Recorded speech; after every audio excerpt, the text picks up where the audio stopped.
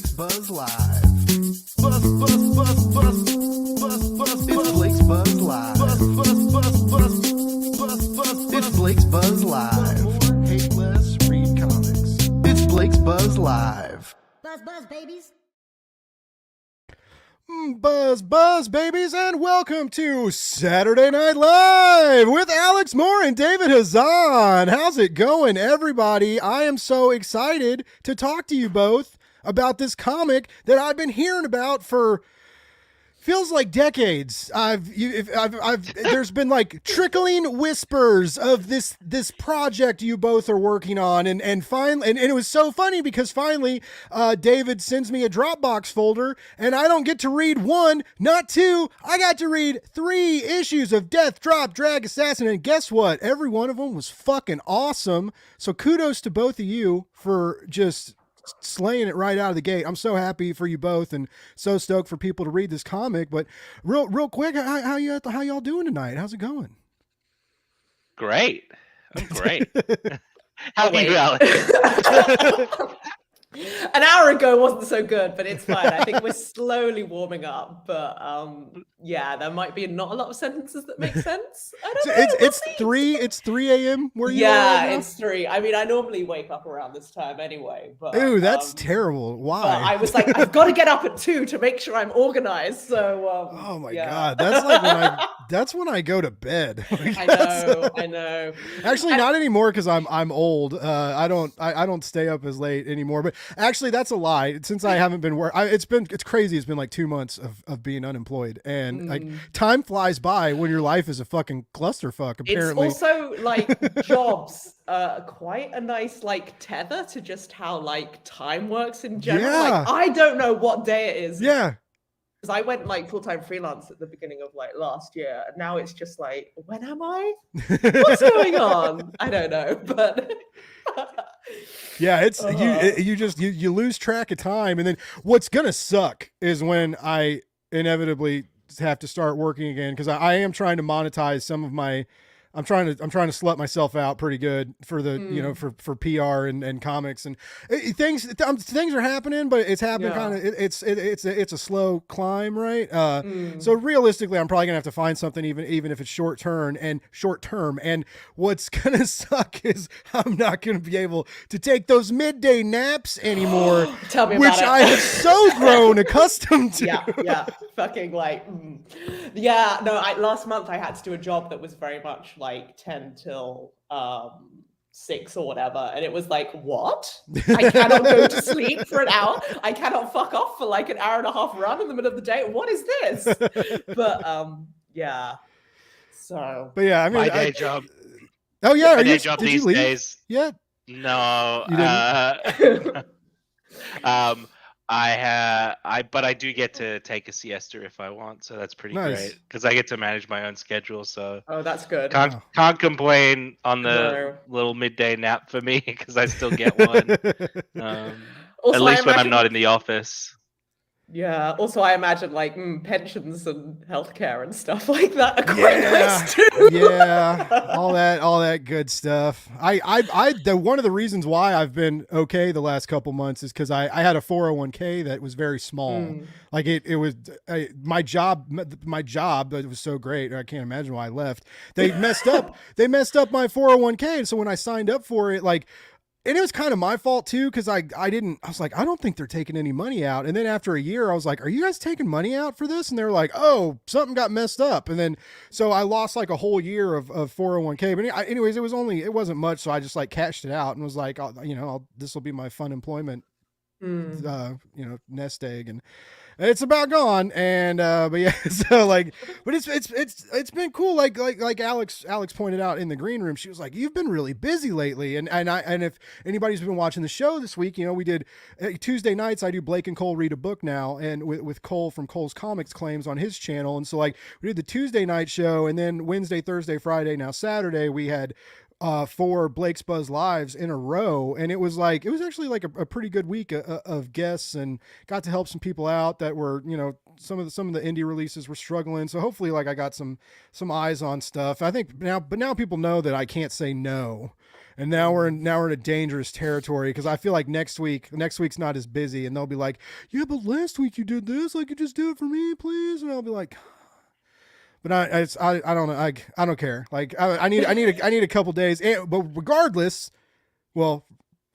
regardless is I'm really excited for tomorrow, because it's Bruce's Gotcha Day, and we're having a fucking party for my dog, and everybody got him all these toys, and I'm gonna bake him a little fucking cake. I'm gonna bake him a little carrot doggy cake, because he loves carrots, and I'm just really excited for this. Like, last year was rough. I lost a couple dogs, and then we brought Bruce in, and like Bruce saved our family. Like, I mean, he didn't save our family. It was not like we were going to like murder each other or die of sadness, but it was a hard time. And Bruce, being a puppy and a little ball of violence, just like distraction. Yeah. The distraction that we all needed. And so like, he really, really helped our family in more ways than like he'll ever even know. And so we kind of went all out. Like, I'm gonna make him this little cake. We got him a little dinosaur toy. I got him a yak milk. Everybody keeps being like, ew, yak milk. And it's like a new safe chew thing for dogs. And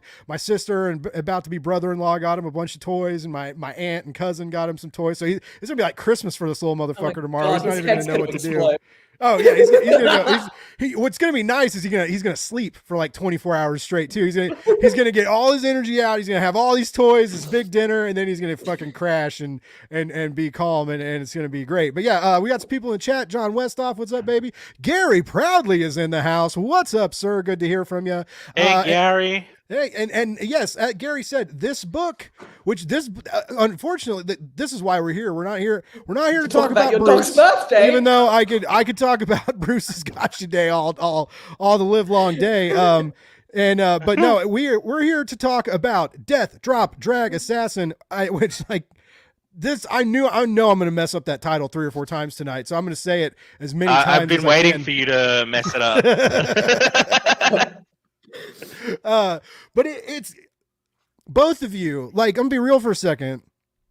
It takes place in a world that I'm not familiar with, right? The only thing I'm familiar with is the assholery on the news about it, right? Like labeling these these actors and actresses and stage performers and the drag culture is something that's dangerous, and it's not, right. It's a celebration of love and freedom and creativity, and I love that you guys are showcasing that and putting that on the just right up front in it. It's a great exploration of culture, and for me, like a wide opening experience. Like, these are really fun, also kind of broken and dangerous characters too. So like, I love that, and it's so cool how you took this world, right, and turned it into a noir mystery assassin type narrative.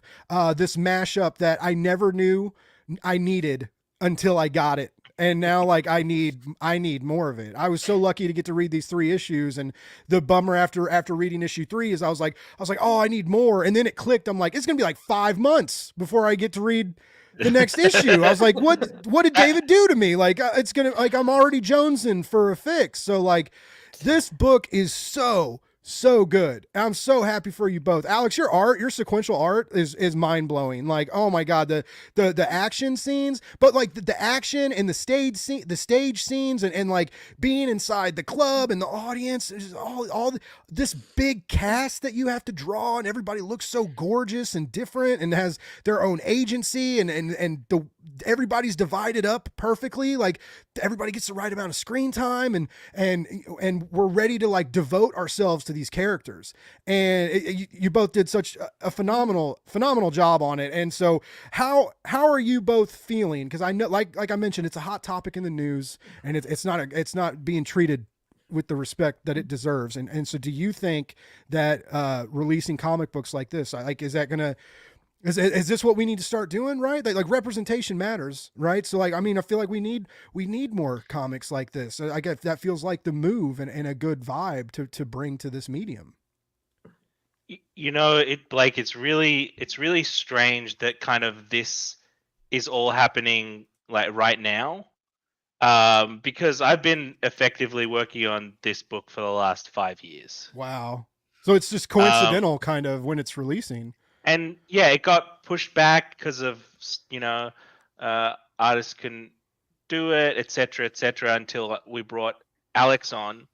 And for some reason, it's aligned kind of at the right time. I don't really believe in, some sort of manifest destiny bullshit, but it seems to have, come at a time when you could say that we need it. I'm just here. I was always just here to write the kind of comics that I want to read. Mm-hmm.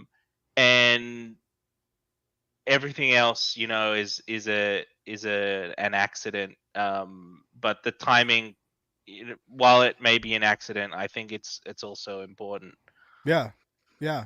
There was there's been a handful of books out, like especially with the pandemic, with like people wearing masks and stuff. And I think what a lot of Americans may not realize is like internationally, mask wearing happened before COVID, like flu season and stuff. Like in other countries, they wear masks because like they're smarter than us. Who would have thought? Who would have thought other countries are smarter than Americans? Like we breed guns and intelligence here. Like how's that? Anyways, but like but there's a lot of comics that came out that dealt with like diseases and mask wearing and all these people were like, oh my God, you're like Nostradamus, you saw the future. And they were like, no, like I started working on this 2 years ago. A lot of people don't realize that about comic books. It's about the slowest moving process in the history of our Earth. Like tectonic plates shift faster than comic book production. I think sometimes it's just like it's a very long, drawn out process, and then like David mentioned, sometimes like delays can happen. Right now in the indie comics world, like a lot of other weird shit can happen too, right? But I do. I mean, I think it's a good time to come out, and I think it's going to be good for your story. I think you're going to get both sides of it. I think David already got a little bit of it. David's already got Alex got it. Really? I shared with you what Alex got, which yeah. It's going to be the mildest form of whatever whatever comes of this from that side of the fence. But I really feel like you guys are going to get more love than that. Like honestly, I hope if I'm wrong, like I think everybody's seen, like I'll fight a troll. I know it's useless and it's no good for anybody, but like I'll be a virtue signaler. I'll be your SJW. Like I'm cool with that. I don't think that's a negative connotation. It makes me feel like a fucking X-Man, right? So like if y'all need me to battle online, I'm ready to go. But how do you deal with that, Alex? Like, like David and I talked a little bit about it, because like I had my run in a few days ago too, and it's just like, you want to fight. And you want to fight for what you believe in. You want to stand up for yourself. You want to stand up for this product, right? Especially this product that you believe in is very polished and it's very good. But a lot of times you got to just be quiet because that's the better thing to do. Like how do you approach those situations? Yeah, I think it depends on like where the situation's happening. Like if it's just like some little angry person behind a keyboard and it's like they just want a reaction out of you, it's like, why give them the gratification of that? Because I was thinking about that. It's like, should you use this or not? But it's like in a situation like that, like engaging with the person probably isn't going to be like a learning opportunity for them, and you're not gonna like magically change their mind. Like, because I think with like a lot of these things, like it's not until someone's like personally affected by these issues that they can really sort of like, I don't know, mentally engage with it. And even then, I don't know, they still might not be receptive to, I don't know, doing some like self-interrogation and reflection. I don't know. Yeah, definitely. So, I mean, I kind of agree in that my worry is this, right? There's a large proportion of that side of the fence who love Nottingham. message going way over their head. And it does to a certain extent worry me that like I'm inviting some of this on my team, but at the end of the day, you have to realize that however bad it is for us, drag queens are copying it 10 times worse in real life. Trans people are copying it 10 times worse in real life. And, somebody has to say something. And I hope this book really does say something. So, yeah. I love the message, right? Well, first of all, the main message is like, we're all people, right? It doesn't matter what we wear or how we dress or who we fuck. We're all people. We're all people and we deal with trauma differently. Some of us have sketchy pasts. Some of us, it's easier for some of us to stand up for the underdog and to fight, right? And we see that with Drew. I like his reluctance or their reluctance of, how to approach this new situation. I really love that in the first issue when Drew's looking for the gun, right? I'm trying really hard not to fuck up pronouns. I'm so sorry, guys. But like, I mean, you probably use any pronouns. I usually, like in my scripts, I try to when Drew is in drag, I try to use she her pronouns, whereas when Drew is out of drag, I use he him pronouns, because a lot of drag queens like to be treated as if they were a woman when they're in drag and not so much out of drag, because it's about performance, it's about gender performance. But that's not true in all cases, I gotcha. We got a little spectrum on our hands. But yeah, when Drew's looking for the gun, and it's been so long, they've got this gun hidden in the floorboards, and Drew can't remember where to find it. It takes him a minute to find his assassin package, and I really loved that, right? Because you set this really great beat in storytelling that, a very good show don't tell moment. It's been so long since they've fought a battle like this, and they're ready to rip up the floor, and pull out the weapons and be ready to fight again. And I think I started falling in love with the character right then, as I was like, all right, cool. And I love the assassin flashbacks we get, like the little tidbits of backstory, and there's so many cool things going on. There's this great mystery. There's this like kind of supernatural thing going on with like the people's faces like get melted off sorta, or like move to other people, and like I don't want to say too much, and it's so hard because it's so cool, but there's this really great mystery, and there's all these different elements that keep adding up, and I'm so impressed with both of you how clean and naturally structured everything is, with all the characters that get introduced, hopping in and out of the drag culture, trying to like orient your audience, and how like easy it is for people like me to get dropped in here and feel at home and feel like I'm learning and comfortable and excited to follow these characters and learn about them. And I just like, you both did such a wonderful job at that. And that's through all 3 issues I've read. Like it moves so wonderfully. The action looks so great. Like I said, Alex, your sequentials, like whether they're singing in the club or throwing people out of buildings or fighting in a fucking bathhouse, like all this stuff, like is so cool. Like, was this, where's your comfort zone, Alex? Like, do you do a lot of like heavy action kind of like this? Like, or like, was it like, are David's scripts like pushing you out of your wheelhouse, and you get them and you're just like, this is why you're waking up at 2 and 3 o'clock in the morning, because you can't sleep anymore because David's just got you stressed out to the max trying to get this project done?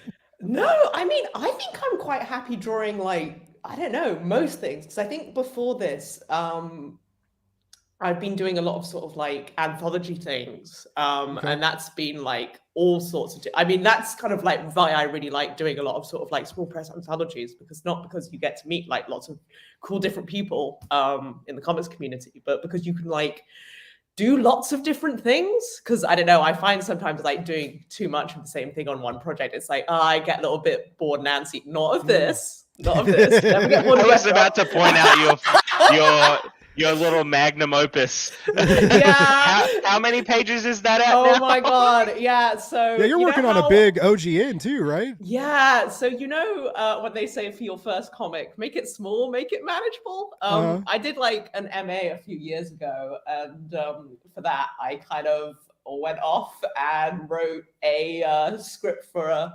372-page graphic novel. And, like, Whoa. penciled that in a year. It was a very Whoa. intense year. That year I was waking up at like 2 a.m, sweating, like I gotta get this done. Wow, we've gone really off topic. That's no, how my so show goes. You're It's fine. fine. You're fine. Keep talking. Yeah, no. So I mean, I don't know. I quite like the challenge of sort of like all different genres and things like that. But no, action is something I don't get to do too much of, I don't think, in those other things. But so it's been really nice. I don't know. It's all just a sort of like storytelling challenge. It's like, I've Mhm. got this thing. How do I make it visually interesting if it's just sort of like two people talking or two people, I don't know, punch the crap out of each other. And it's just like, yeah, how do I make this a compelling thing that's like interesting for a reader to engage with? Nice. So yeah. I like how that's I like. also Here you go, baby. that's also like how I think about scripting action, because Mm. action is actually my least favorite thing to script, because I'm always thinking, and this comes up with Nottingham a lot, I'm always thinking, I'm like, how do I visually represent the like thematic elements of this, instead of just like having this be some sort of like perfunctory like, oh, I've got to put action in this issue. Here's some people punching each other, when you know that the protagonist is going to win. I always think about, okay, well, like what does this bout of people punching each other represent? Who is on either side? What are they trying to achieve with the punching? And that always kind of informs how I write action. And you'll probably see that come out a lot in, no pun intended, in Death Drop, and also Nottingham Volume 3. I'm really kind of trying to hammer that home. So, and hopefully it comes out in the scripts when you're trying to draw them, Alex. Yeah. Well, I don't know. And also, I guess with sort of like the sort of comics that you do, where it's sort of like there's like such a premium on space because you've only got like 22 issues as well to like tell a story. Mhm. It's like, how do I fit this thing in that also needs to like move the story along as well as be like, I don't know, Yeah. high octane action. It's a lot to juggle. I'm glad I just have to draw it and don't have to think about that bit. I recently got to do 2 pages for an anthology, which I've been talking about now, because now I'm one of you. I'm now a comic book creator. I'm not just a podcaster and extraordinaire anymore. But that was one of the hardest things, was when I was like doing really, I can't draw for shit, right? So I'm like drawing these layouts that like I wouldn't show anybody ever, because they just embarrass me. But just to kind of like panel progression and how I kind of thought I wanted some scenes to go. It's basically this bird, and there's these tentacles coming out of the ocean trying to get this bird, and it's like a warning for what's about to happen. And I initially wanted to like have this like serene opening panel where like everything was calm, and then it like went to the clusterfuck, and then I was like, dude, it's 2 pages, you can't waste a panel. And that really made me think about script writing and storytelling in a different way. It was really hard. Like just 2 pages was tricky. I could see how you would just naturally want to write like a 400-page original graphic novel. How that would just be, that'd be easier, right? Just tackle all that by yourself at your own pace, and just like, just crank that out real quick, and then boom, you're done. But no, it's it may, and it, like in reviewing and like reading comics, and like just recently, like it's just like I'm thinking about layouts differently. I'm thinking about structure and pacing, and noticing other people like maybe waste a panel when they shouldn't. And I didn't see that I don't see that with David. I've never seen that in any of David's work. Cause like in Nottingham, like I'm in love with every panel, and like I wish there was just more of it all the time. And then like Monomyth, I thought that premiere of Monomyth was perfect. These 3 issues were perfect. And I just like, I'm really excited for people to check it out. I mean, we've got audience members. Art, yes, like you got to check it out right now. Death Drop is going to drop in shops. That's right, we're clever. June 14th is the Wednesday that is hopefully that stays there. I know sometimes Scout moves things around, but we're shooting for June. And it's still a ways away, but it's definitely something that everybody needs to be looking forward to. What's up, Bruce, man? Thanks for tuning in. We're happy to have you. But yeah, it's gonna be, I think it's gonna be a great month in June for both of you. I feel like the audience at Scout, I feel like a lot of, they're the good kind of audience for this book. And it's violent enough that your Nottingham fans should be able to get like their sick bloody fix on it too. I feel like it did. I knew it was about assassins, right? So like I knew there was going to be some fighting and stuff, but it was a lot more violent than I thought it was going to be. And I loved it, and like I said, there's the weird supernatural element that we get to later that I can't really talk about. But there's these other elements that are popping up too, that are just taking this narrative into like off the rails territory. But even though we're off the rails, like it's still like a great story. It's easy. It doesn't lose you. Right. It gives you just enough to like keep that mystery going and to keep you wanting to turn the pages. And that always impresses me, like in these kinds of stories, the amount of information you have to control with your audience and that push and pull and how you can't ever give too much away. But then if you keep us too much in the dark, like we can lose interest, right? And so like, what's that like? Is that a struggle for you? Or, I mean, you've kind of done this in Nottingham before. So like, you're kind of using I don't want to say your writing's formulaic, right? But you're using a similar type of storytelling formula to like keep this mystery masked, for a certain amount of time. Yeah. Does it get harder or get easier, like the more you tell stories like this? I mean, it depends on the story, really. It's a lot about balancing the mystery with like the plot threads, so that at the end of each issue you're getting a little cliffhanger, so that it's like, all right, you're gonna get to have something resolved by the next issue. It may not be the whole mystery, but you'll get something to sort of drag you along into the next one. Okay. And so like I hope we've done a good job of that, because that's kind of how serialized medium works. You got to give them something to keep them going. Well, I know whenever I get to the end of a script, I'm like, God damn it! Now I've got to like draw it all so I can get the next one, which is an excellent motivator to like get it done. But yeah, because it's weird, because I think like when I signed on for this, I'd only like read the synopsis. Oh wow! And maybe like read a few, like the first couple of pages of the script. And then like I got the script for issue 1 and it was like, oh, this is going in a direction I was not expecting. And then I got the script for issue 2 and it was like, oh, this is really what huh? I had to be like, Alex, I'm so sorry for your Google search history, but this is where the issue 2 is set, and this is what happens at the end. Oh my god, like my algorithm after that, it was all like, have some Viagra to cure your depression. And I was just like, what? Yeah, when David took us to the bathhouse, that did not I was kind of like, ooh, like what are we like? What kind of pages are we gonna get here? And yeah, like that's one of the best things about this comic that both of you have executed perfectly. The page turns, the panel progression, the scene progression.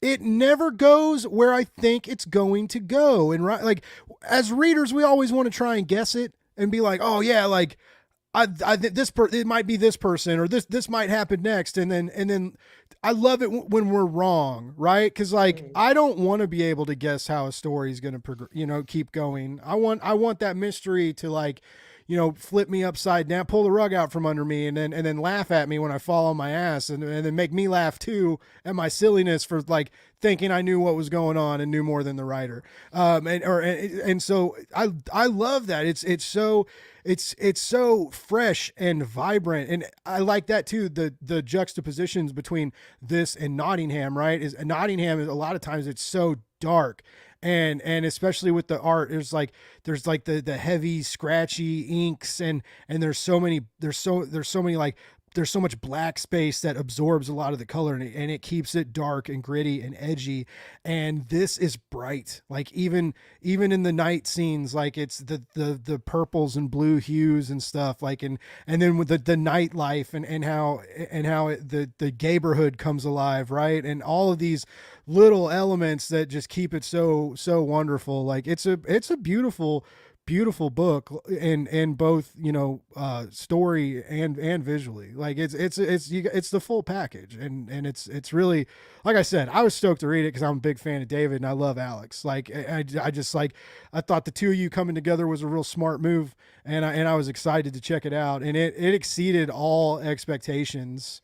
And that vibe carried through the 3 issues I got to read. So like, kudos to both of you for just fucking knocking it out of the park. Like, I hate to use sports metaphor.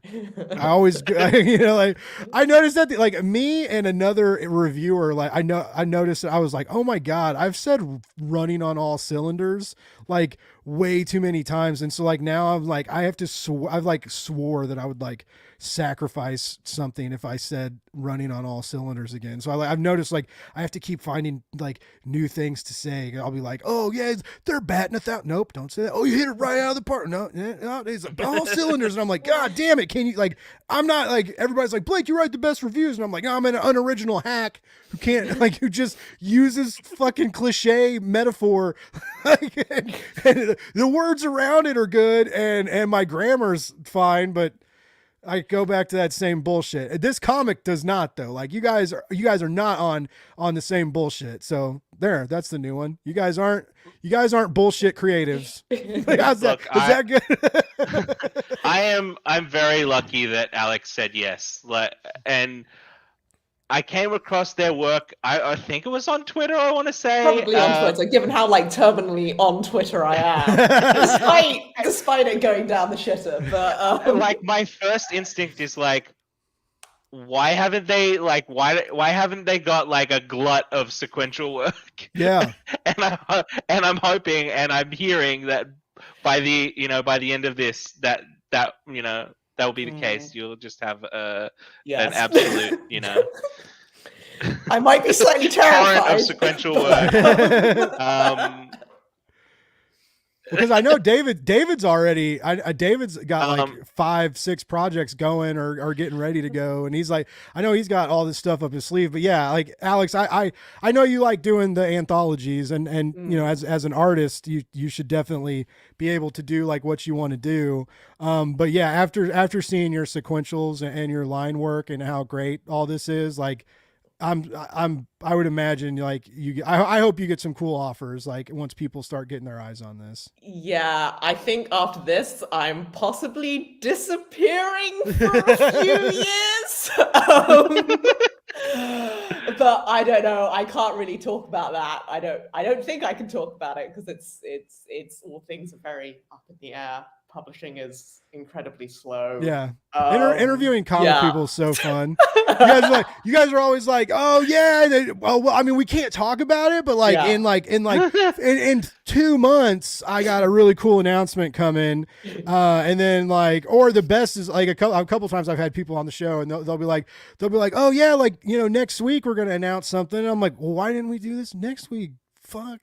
Because there's too many things to announce. Yeah, right. But that's good. Like I'm glad that there are things happening for both of you, because I do think you both deserve it. You're both awesome, great people, and extremely talented. And so yeah, and I love you both together. Like I'm just like I couldn't imagine another artist like on this book. I couldn't imagine another writer behind these scripts either. It just feels like the best and most charming aspects of both of you are alive and fully visible on every page. And it's like, it's fucking comic book magic. It's like the real deal comic book. I want to like chop it up into little bits and fucking snort it and go hit the town and party. Like it's so good. I'm not supposed to talk about cocaine on the air anymore because I made my co-host mad. And because I made the joke the other day that like, you know, I don't do it anymore. So like I should get to make jokes about it, but apparently that's not okay. So anyways, I'm not really going to snort a comic. I'm not going to destroy the comic either. I don't do that. I'm not one of those fucking angry YouTubers that buys comics and records myself like setting it on fire or tearing the pages out and throwing it in the trash can.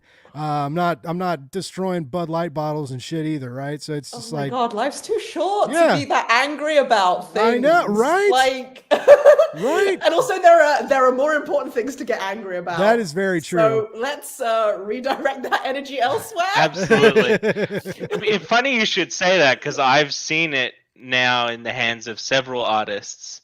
The last being Len Gogu, who just on the heels of Scout greenlighting us, got offered both a project at Vault and a project at Ahoy, which became Quest Aside, and is it the wrestling one? Yeah. Ahoy's got a wrestling comic? No, yeah, Ahoy's got a wrestling comic. I should probably know that. I'm on there. You should probably. That's I just got myself removed on the Ahoy press list. like Blake doesn't know what we're putting out. Quit sending him emails. Please don't. It's called The Gimmick. Okay, so yeah. You should definitely check that out. And so I had to scramble to find somebody new, and absolutely it hit the jackpot. So. I'm absolutely thrilled you came to me with this because it's really been a lot of fun. I genuinely enjoy working on it a lot. Yeah, I saw your. I think what kind of did it was I would have seen your variant for Killer Queens, and that's kind of probably what did it. Yeah. Speaking of variants, you guys got a Liana Kangas variant, which I feel like is always a good sign of a comic that's about to sell because she does not do variants. Her backlog is so crazy. She's so busy with everything, right? Like she has to kind of pick and choose her projects, and I feel like for you guys getting in on that is another good sign of how well this book's going to do. Maybe. Yeah, Liana. Listen, I had to. Liana is amazing. I had to I had to journey over to the US to hand her money in person. I'm not even joking. And you know, the cover kind of speaks for itself. It's great. It is. It's good. It's sexy. It's the cover A is great too, though. Like that the magnificent kick, right? It's like it's perfect, and like the title echoes in the action and the image on the cover, and like it's just I'm gonna keep saying it, I guess, because it's just such a damn good book, you know. And I gotta keep talking about it. Ignacio, thanks for tuning in. Also, thank you so much for everybody for spending your Saturday night with us. We got some viewers here. That's great. Happy to have y'all. If you got questions about the comic or questions for the creatives, feel free to ask them in the chat. We'll bring it up. And unless you're gonna say weird stuff, and then I won't show that comment. But you know, if you're a regular person with regular questions, we'd be happy to answer them maybe. But yeah, I always say weird stuff in your comments, Blake. That's also true. David pops in at a weird. You know, it's so cool though. Like, I'm not gonna lie. Like, when the fucking writer of Nottingham, like, and I always say that too. Like when David pops in on the live streams, and I'm like, "Oh, the creator of Nottingham's in the house. What's up?" And I'm just like, "Yeah, he watches my show. It's cool. Like, we're friends. It's fine." We're buddies. We chat. You can kick the imposter syndrome out the door, Blake. It's a good show. Well, thank you. I appreciate it. I get worried sometimes. Especially after Tuesday night on my other show, Blake and Cole read a book, when my co-host just like everybody was drinking. I wasn't the only one that was drinking, but he just rolled the credits. He was just like, I was like talking, and he was just like, dude, and I was like, oh no. I was like, I thought I made people mad, and I was like, oops. And then like people were all like, oh, why'd you guys end the stream so early? And he told people, he was like, I didn't want Blake going Girls Gone Wild, and I was like, what the hell, man? But yeah, anyway, so it, I know I get a little excited and I get a little off the rails, but I also know that's why people like my show. I feel like I give people a good blend of like, of course we talk about comics. I feel like I introduce people to some really great books to check out, but I also feel like my guests that come on these shows, and especially people that do a lot of these shows, like when they're doing a lot of promo for Kickstarter or for a new book coming out, like I feel like I'm that breath of fresh air, right? That I'm not going to ask you like cookie cutter bullshit questions. We're going to have fun. We're going to laugh. And then I'm going to make y'all talk about weird shit and tell life stories too. Right. And we're going to hop off the train tracks and go into like unexplored territory. And then we'll bring it back to the comics for a little bit. And then we go back, get back to a little bit of weirdness. And I actually read your guys' book, which I've recently learned not everybody does. And I think that's so fucked up. And it's just like, what are you going to, cause I remember when I first started doing this, and one of my friends asked me, I had a big writer on when I got to interview Brian Edward Hill, like early in my show. He was so gracious to come on my show. He's so cool, dude. He's just so cool. I was like, I'm not cool enough to talk to you. And then like, dude, he almost talked. He was so gracious and awesome, and we had an awesome chat. And my buddy, I told my buddy, I was like, yeah, this guy wrote Batman and like X-Men and all this shit. And he was like, oh, what questions are you going to ask him? And I was like, I don't write questions. He goes, my friend was like, you do interviews. What do you mean you don't ask questions? I was like, well, I read a bunch of the books and then I just talk to people and I kind of feel the vibe.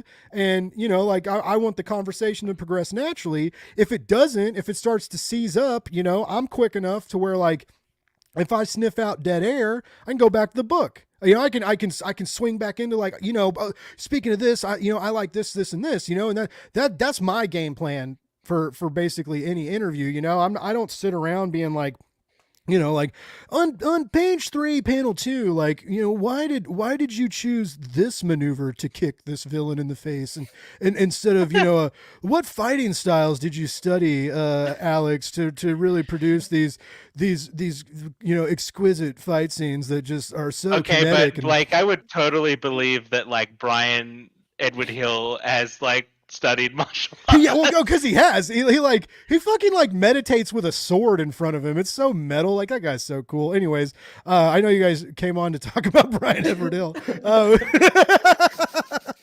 Wait, is he the one who's like a Buddhist monk or something like that? No, that's Ryland Grant. He's right. But Brian Edward Hill does like he does a lot of like movie scripts and stuff too, and he's writing. Marvel just hired him to write Blade, so he's gonna be the new Blade writer at Marvel. So he's Ryland's really cool too. I was just on Ryland's podcast. I don't know when that's gonna air, but that was.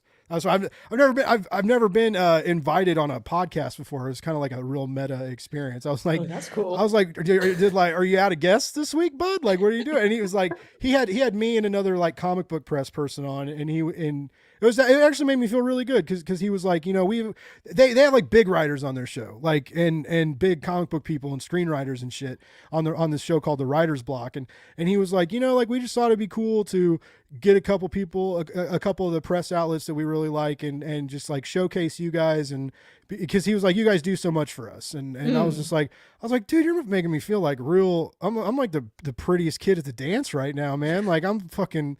It was all, and so it's really cool. It's been a really intense week for me, right? I turned in my first comic script. I had an interview with a publisher about being a publicist.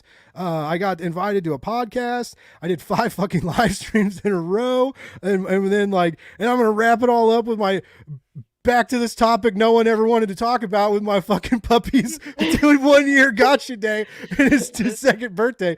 Tomorrow you're just gonna be like, get out of the way, Bruce. It's my day. Yeah, like fuck you, dude. Go chew on this yak milk stick.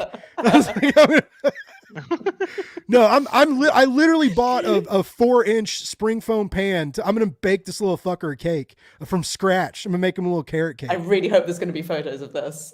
Oh yeah, I'm taking tons of pictures because I want everybody to know, like, just like I want all my followers to just like people that like think sometimes I may be an asshole and really rude and like a borderline prick, which I'm not most of the time, but I just want like. Like, oh, they're like, that's a sweet man. Like, he did that for his dog. And I really didn't. Like, fuck Bruce. I'm doing it for the clicks. I mean, like, once I hit 5,000 followers on YouTube, I'm like, fuck this shit. Like, guess what? Like, my Patreon's taking off. I'm here for the money. I'm here for the followers. All my good graces be gone. That's like, why we get into comics, Blake. For the money, the and the glory. No, I was recently called a grifter by the biggest grifter on the internet, but I digress. That's not what we're here to talk about. But yeah, it's been a really great week for me, and on that note, I am so happy I get to end it with both of you. Not like my life, but like the ending this week. I could have been taken a weird way. But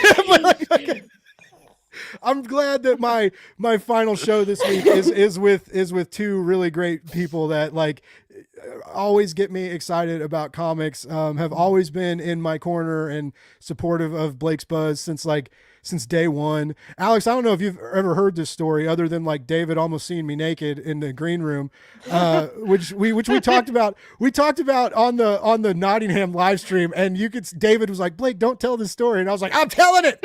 It's a good story. Yeah. And, but the first time I interviewed David, we talked for about an hour and a half, and then I cut it, and because I usually around an hour I start to wrap things up now because I've learned that like not everybody else is unemployed and has shit to do, right? And so like I'm like I'll talk forever, but like afterwards, like David and I like were talking in the green room, and then like David started telling me about stuff like I wasn't allowed to talk about yet, which sucks. It sucks how much people trust me now. Like once the record button goes off and I get all this dirt and juicy rumors, and I'm like, man, if I could write about this on my Substack, I would get some followers. But like then I was like no one would ever talk to me anymore because I'd be like an untrustworthy, stooge journalist. But yeah, so we after the first interview, like we talked about an hour and a half, and then talked for like another 2 hours. Just like David was like talking about some of his other books coming out, talking about life, relationships, everything, how terrible quarantine was for both of us, and how we just feel cooped up and weird. That was and then we like hit it off like after that first time, like that was like we're like, well, okay, we're friends now, like we both like velociraptors, done. And then the second time we did an interview, it was about the same deal. We talked for about 2 hours. I cut the recording deal. David starts sending me like cover art and shit of all these new books he's working on that I'm like you can't say anything, and I'm like, oh yeah, I won't just like let me see what's going on. And he showed me like some monomyth stuff, and I was like, oh my god, like this looks so cool. And now I can talk about that, right? But then I quit recording, and then we talked for like another 2 hours, and David kept telling he's like Blake, I really gotta go. Wait, I gotta tell you this other story though. And David kept telling me these stories and then kept being like, Blake, I really gotta go. And I'm like, you're talking. I was like, I'm not like, I get it, dude. Like I want you to write these comics too. Like don't let me keep you from your work. But yeah, so it's just like we really clicked and had these like great conversations. And so yeah, I'm always excited for David to be on the show, and I was also excited to talk to you, just like I said, you've always been very supportive of my podcast and vocal about it, and just great people, and I love your art, and you got that cool artist vibe, right? Like you're like I sleep for like 2 hours and get up at 2 o'clock in the morning and make 400-page graphic novels. That's not cool, Dave. I mean, well, I did like Alex till she didn't know my name, but that's fine. No. Oh gosh. Well, thank you. Yeah, no, like thank Um, you both. Like I like really, I like you're both wonderful people. And oh, look, we got more people excited about. Can't wait to thank you, Chris. Thanks for tuning in. Bruce is excited about. He's got it pre-ordered. That's what we need. I wish I had a cool sound effect to play. Meow meow meow, like something. But like please pre-order books, folks. It helps everybody. I'll They get a really appreciate it. soundboard. You got to get a soundboard. Yeah, well, those cost money, David. There's a lot of things. You know, I need a fucking chair. I really need a nice chair. I'm sitting on a kitchen chair. After about an hour, my ass starts to hurt, and it just accumulates sweat. Like my lower half just gets moist during, and not in a sexy way, folks. Like don't take that image to the bedroom or the bathroom or your fancy alone time. Right? I'm not trying to turn you on right now. I'm trying to say I need a fucking chair that can breathe and be comfortable. Like editing a podcast for a couple hours and editing video, and like I'm getting better at video, but I remember there's been a couple times where a 1 to 2 minute video took me like an hour, and I was like, wow, I never want to fucking do this again. And like I'm getting better at that now, and they don't take me an hour anymore. But yeah, I turn into like Swamp Blake, right? And so like we need to drain the swamp, ladies and gentlemen. Buy me a fucking chair. If anybody wants to. So that's it. Chair first, soundboard later. We'll figure it out. Yeah, get those dollars, like Gary says. I think he's talking about your comic, not to save my sweaty butthole. But anyways, on that note, this comic's great, right? No one's ever gonna come on my show again. This is gonna be amazing. I cannot say enough how sweaty buttholes are the perfect way to really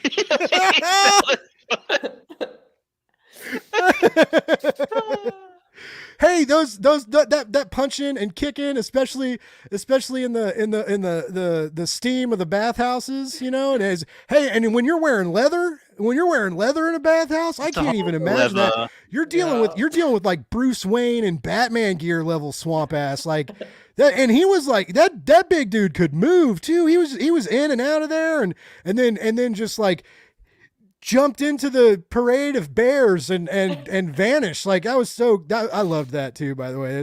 Sorry for spoiling. That's a minor spoiler, not that big a deal, but that's all in issue 2 that you guys won't get until July. I was going to say it's fine. It's coming out in like a year or whatever. So everyone will forget by then. Well, it will be, I think, because of Scout, the way Scout works, it will probably be August that issue 2 comes out. Oh my God. Because I think there's a jump of like a month or two. That's right. They do those weird like pre-order things for like science or whatever. Yeah. But it helps with the numbers too, right? Like it helps with the numbers. It totally does for shops. Nice. It really does. I think it's actually quite a good idea. So the model is they'll skip a month in between issue 1 and 2. Right. And the idea is that it gives shops an idea of how many copies of issues 2 and beyond to pre-order based on the intelligence they get from how number 1 sells, but it also brings hopefully more people into the book in that extra month. You get people who are looking for number 1 as well, who can find it before feeling like they've fallen behind. That's my hope for that model anyway. Yeah. I mean, it's worked for them. They've been doing it for a while, so. And I was going to say, it seems wild that it's sort of like, 'cause there's something I'm doing variant covers for at the moment, and it's like, oh, the issue 1 is in previews, and now the issue 2 is in previews, but it's like there haven't been any conversations around the issue 1, so no one like has an idea of, I don't know. Yeah. This is why I've been coming out. And sometimes you got to take it on me. Trust a little bit. Like, let me work for your publishers. Hire me so that I can make sure people know about your books, right? For a nominal fee of $40,000 a year, I will do anything you tell me to, and you can use my platform and my sweaty lower half any way you feel the need to for a measly $40,000 a year. I'm just gonna put it out there. I really hope you didn't say that in your interview on Friday. I didn't. Okay, you know what's funny about the interview on Friday? I have to come up with like a pricing tier and services that I can offer, which I'm really stressing out about. I fucked up and reached out to another PR specialist that I've worked with in the past and asked if I could ask them questions. And they said usually yes, but being that I'm working for the publisher that you're talking about hiring you, I can't really talk. And I was like, oh fuck. I was like, I just fucked up. I'm sorry. And so that was super awkward and awesome. And I got to have that conversation. They were cool about it. Like I wasn't trying to like steal a job from anybody, but anyway, I'm super nervous, right? I'm like, I chewed up a couple of Pepto-Bismol chews because my stomach was all tied up in knots, and I was nervous, and I was like, oh my God. And so speaking of like time zone confusions that we were talking about earlier, right? So and I messaged the Twitter of the publisher, and I was like, did you guys move the interview to 5? And they were like, no, it's in 20 minutes at noon. And I was like, okay. And I sent them a screenshot. I was like, this is showing in my Gmail. And they were like, oh, you're using the wrong time zone, bud. And I was like, oh, that's a good fucking sign for a potential employee. I can't tell time. That's great. So then after that, I'm like sweating, and I'm like, oh my God, like, I'm like, I do interviews all the time, right? But I haven't had a job interview in a very long time. And so I was just like, really, really nervous. And so I'm trying to be all professional, and I'm talking and being excited with this guy. And then I could tell, like, cause he's watched the show and he was kind of talking about some of the stuff. And he was like, Blake, I'm going to be fucking real with you. And he started dropping F-bombs and like talking more casually. And I was like, oh, cool. I was like, I can take off the mask and I can say 4-letter words. I can be myself. And then the interview took a real good turn after that. So like always, try and see if you can say expletives in your potential interviews, folks. If I can give you any advice, that's terrible advice, but it worked for me, right? And so like, but it was just like, it was so funny to just like have that turn in the conversation where like he showed me that like it wasn't as business heavy as like I was kind of treating it, and then like, like my shoulders felt a little lighter and things kind of changed. It ended up being a cool conversation. But yeah, it was I hope I get more interviews like that, hopefully, as I mentioned, I am for sale, and in more ways than one. Like, let's go.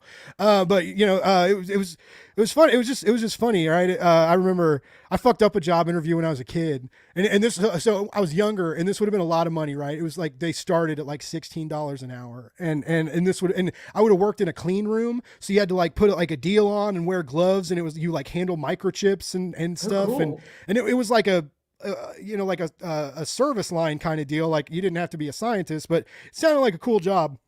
And I had just graduated with my associates. For a while I wanted to build race cars. And so I did this like automotive tech program, and then realized that like, guess what? I don't like doing working on cars. It fucking sucks. Oh my God. Like every car has a personality, and that personality fucking hates you, and it will make everything harder. You're busting your knuckles on a cold day, getting rained on outside when you can't get the car in the garage. Like it just sucks, man. And I used this phrase during that because they were like, Blake, why don't you, why didn't you want to go into an automotive industry? And I was like, you know what, guys, I'll be honest with you. Like I just I didn't really like getting my hands dirty as much as I thought. Now I said this, man, like this is going to be in a clean environment, right? Like I know I'm going to be working in a clean room with these people. And so I was like, yeah, like I don't want to get dirty. I want to stay clean and work for your company. But they didn't like, they cast me out like right after that, because they just thought it sounded like I didn't have a work ethic. And so I was like, fuck. So that was like, I kept thinking about that in the new interview. I was like, oh, remember that one time when we were fucking 17, you fucking shit the bed for that interview? And I was just like, stop thinking about these things, Blake.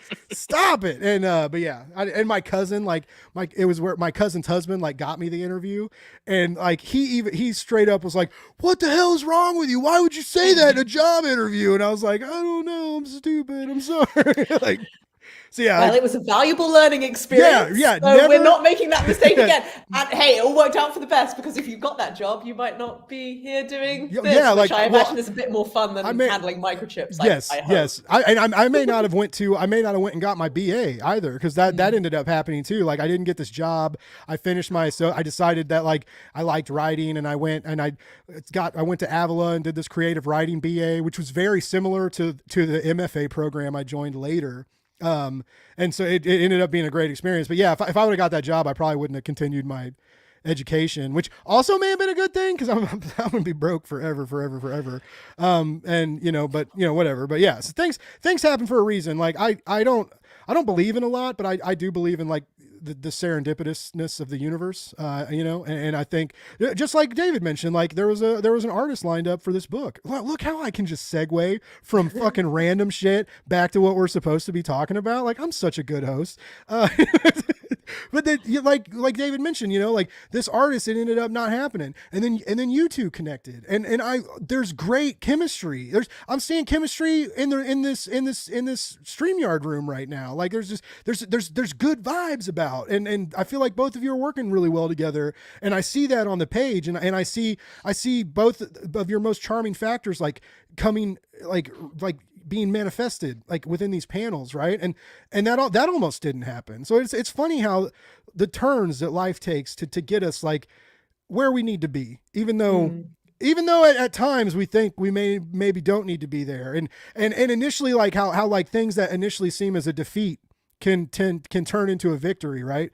It's life's interesting. So yeah, I don't know. I'm really stoked. Like I hope you guys are able to even after this find projects to stay together on. I know you're both really busy and stuff, and that may be easier said than done, but I mean, I hope you all keep in touch and work together in the future. Cause I just love this. Like it's so fun. And like I said, I didn't really know how I would connect to this narrative just because of how unfamiliar I am with the culture and the eye-opening experience you both give me, and that I feel like you will give the audience too, on top of like the high action, the violence, the craziness, the mystery, but just this nightlife culture, this celebration of creativity and glamour, right? And it's a good vibe, and I'm excited for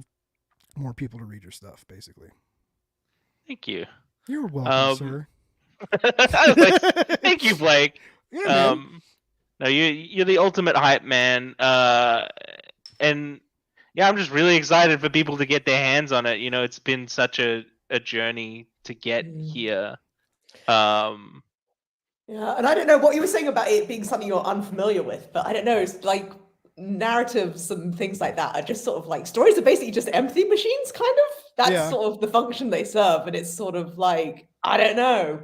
Look at something like Everything I'm Everywhere stealing All that. at Once. Yeah. Empathy machines. I'm I am stealing too. that. That's gonna be that's gonna be my new running on all cylinders quote into my fucking reviews. I'll be like, this is the biggest empathy machine sequential narrative storytelling has ever seen, babies. You need to get this on your pull list right now. Like that's it. It's happening. But I don't know. I guess it's like a testament to David's writing, because if like underneath all the glamour and all the glitz, it's just messy humans being messy, which is what we all are, then I guess like this, I mean, I didn't know how universal it would be, right? Like I was excited to read more about drag culture and like I said, I knew there's assassin in the title. Someone's getting, jump kicked on the cover, excuse me.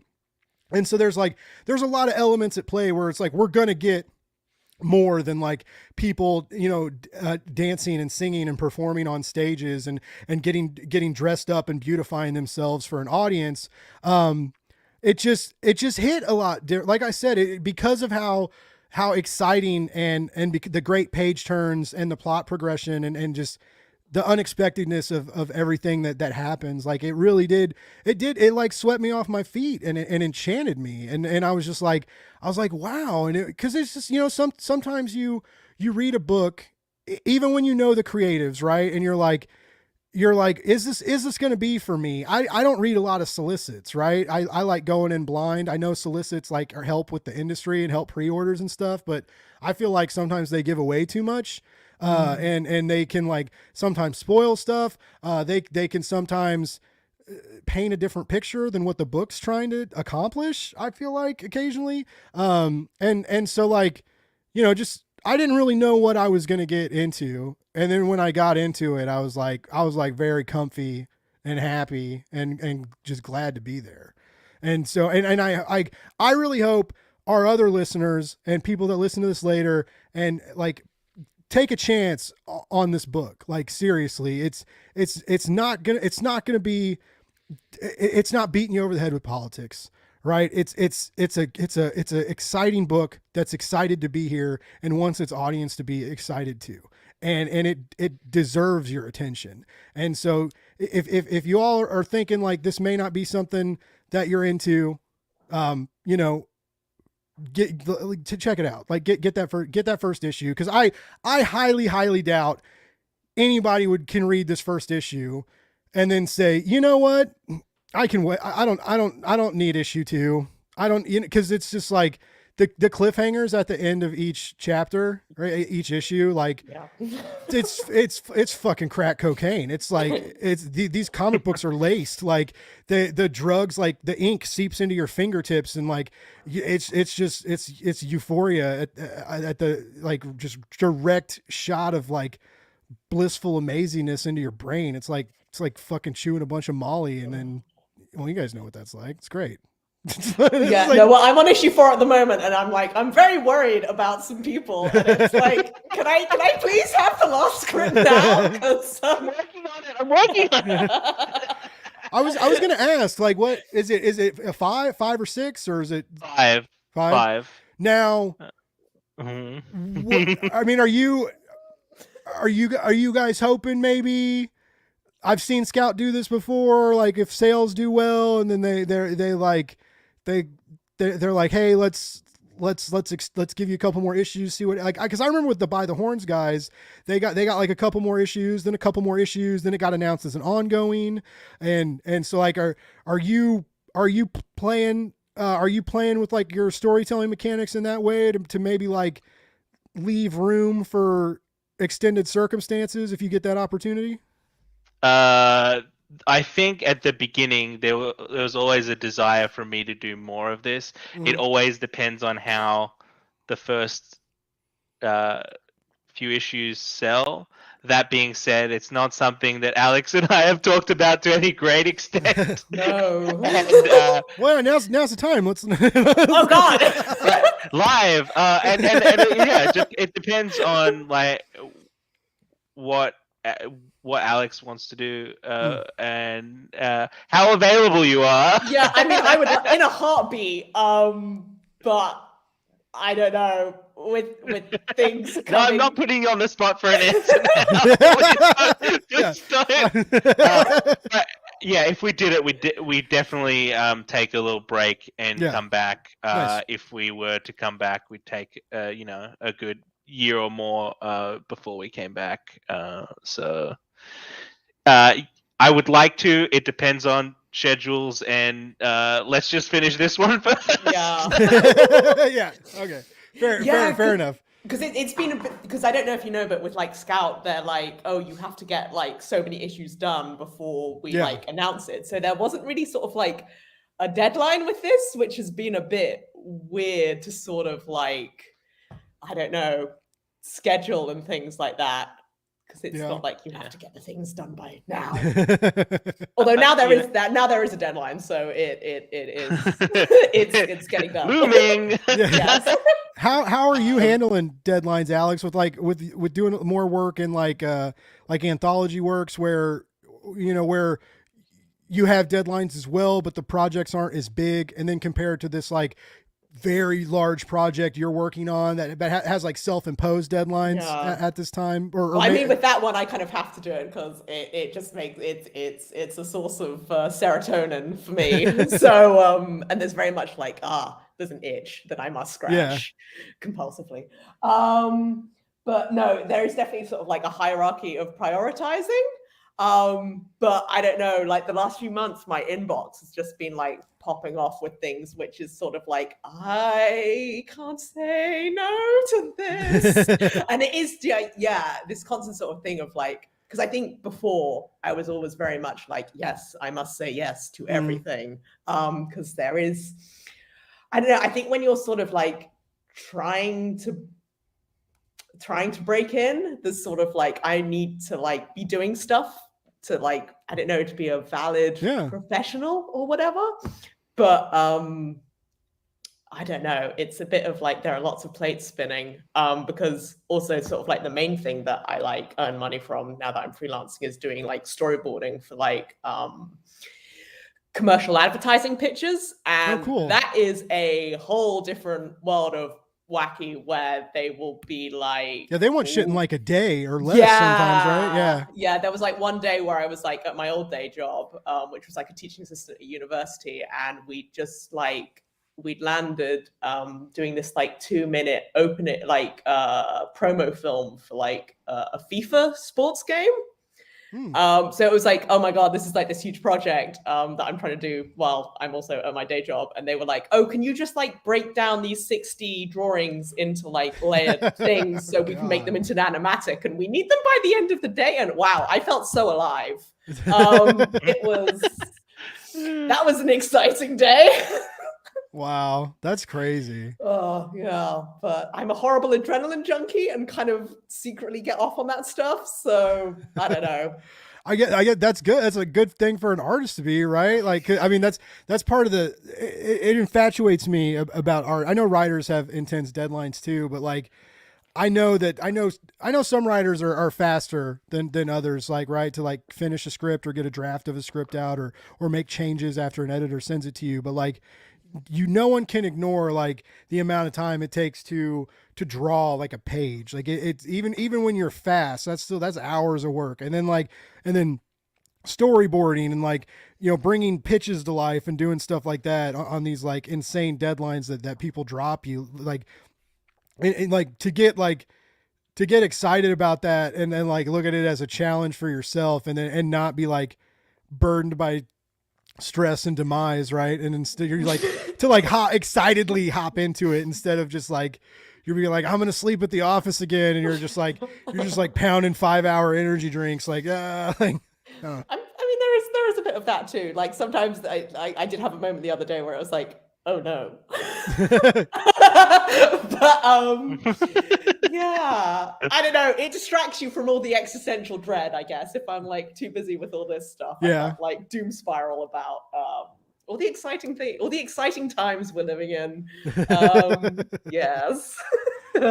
What about you, David? Like you've got a couple projects going right now too, like working on Nottingham Volume 3. We got Monomyth coming early next month, which is also excellent. That like I've seen some advanced reviews come out from some great friends of press that are giving it like 10 out of 10s and 9.5 out of 10s, and like everybody's loving it, and I fucking loved it, especially in an age where like all of us are so fucking thirsty for another magical world that's not run by a fucking demon turf who fucked up my goddamn childhood. Like I'm so, again, talking about like the serendipitousness of it all, right? Like you've been working on this for a while, but she's been terrible for a while. So I don't know, that may have been. I don't know. I feel like it's been like this pressure cooker. Yeah. Yeah. But how are you handling your this pressure deadlines? cooker, right? Where it's constantly, how am I handling my deadlines? Very haphazardly. On what I will say is that I thankfully have not had an artist waiting on me, and that's the metric by which I measure success at turning in scripts. Is nobody's waited on me. So yeah, we're getting it done. I may have said yes to too many things, but that's the process of learning how to successfully be a freelancer. And I'm still learning. Well, someone told me that the other day. That's the difference between like how you make money in comic books as opposed to like, just getting a couple out there. Is like, people talking about like Kickstarters. If you do like a 3, 4, 5 is insane, right? But like that's like Travis Gibb territory, and that guy's a machine. But like, 3 or 4 Kickstarter books a year is a lot for a Kickstarter. And these are huge, like you're pacing these projects out big time. Right. And then, but when you look at like comic book icons out right now, like Jeff Lemire, Tom King, these big names, they've got like 5 or 6 projects going simultaneously, at all times. And like, that's like the only way to survive in the direct market. And so like seeing you do that, like, I'm so glad like we're friends now. Cause like when you fucking like really take off and like DC or Marvel or whichever one gets you first, like I'm going to be like, oh yeah, I get the Hazan exclusive interviews when he's fucking writing like Moon Knight or wherever the fuck you go, like after this. But you're doing Is that it, your dude. wish? Is that you want me to write Moon Knight? I kind of feel after like if you brought like Nottingham and Drag Assassin Grit to Moon Knight, I feel like you do well there. I also feel like you'd write a good superhero who punches stuff. That sounds great. I'm not gonna say no to that. I feel like it's in your wheelhouse, right? I also think you'd write a good team book too. Like you deal with like a larger cast of characters well, and you're good at balancing them from issue to issue and giving them like enough time to play and get get their feet in the ground equally. Yeah. But yeah, no, I mean, not to goose you up too much, but I feel like that's the area you're headed. And if it doesn't happen, I'm going to get mad at this industry, because it's like watching you like work this hard and just like also how like approachable and great you are to everybody in press and people that like your books and fans and willing to, I don't know if I'm sure most people know this, but like David lives in Australia, so he's actually in the future right now. And so he's coming live from the future. But he'll get up, or like I've done interviews with him and he's like eating a bowl of cereal. Like he'll get up in the morning and do just like Alex did at 3, it's 2-3 o'clock in the morning, and they got up early to do this. Rub your eyes. But like not many people will do that, even though it's kind of necessary. You have to market yourself and sell yourself and get your brand out there in more than one way. Right. And part of that is doing interviews like these with outlets. But I don't know, just to see you like work so hard and get these, just like the level of your work that's coming out, it just continues to escalate. And I didn't know that it could get better than Nottingham. Right. Cause like I fucking love Nottingham so much. And I loved how cutthroat it was when it was coming out. Cause initially like Mad Cave didn't print enough and like people were fucking fighting for these things online, and there was like bidding wars on eBay, and it was just like, people don't like for people to have to spend that much money on their books. But like you could watch issue 3 sell for like $120 on eBay, which is fucking crazy. That sucks. Scalpers suck. The spec market sucks. I get it. But simultaneously, like if that was me and if I was watching like my first big comic series and people were fucking bidding on it on eBay, like little fucking crack fiends in a back alley, like I'd be like, yeah, you little weirdos, like spend that money. I'd be like taking my Mad Cave comps, like making a new eBay profile. Like, I'm just kidding. I mean, I would probably do that, but I wouldn't talk about it on live television streaming. No, I've kept those. They're going to be, some of them are going to go as Kickstarter awards in in an upcoming campaign some point in the next few months. Nice. But yeah, I felt like I wanted to put those to good use in a way that allowed me to like actually make more content, and I think I thought you were about to say make more money, and I was about to love you even more. Content for my wallet in a better way to just squeeze these nerds. Squeeze them for all they're worth. No, it would be very fitting for the Wall of Nottingham that we're just like squeezing them for every cent. But you're right. But no, I'm sick, and your wallets are the cure, baby. Ultimately, we spend money, we spend time, money, energy making these books so that people can read them, not so that people can look at them and be like, I'm completely priced out of this because of like scarcity, which is born of mostly people not pre-ordering. So if you don't pre-order, I have little sympathy for you now. Yeah. Yeah, Um, that Nottingham taught me to pre-order because I got oh these fucking wine coolers are killing me. That's why I don't drink them usually, but I'm out of whiskey. Anyway, I got the burps, and that's not good to have on the mic, right? And sorry, it is TMI. I'm sweaty and burpy, ladies and gentlemen. Happy Blake's Buzz Day.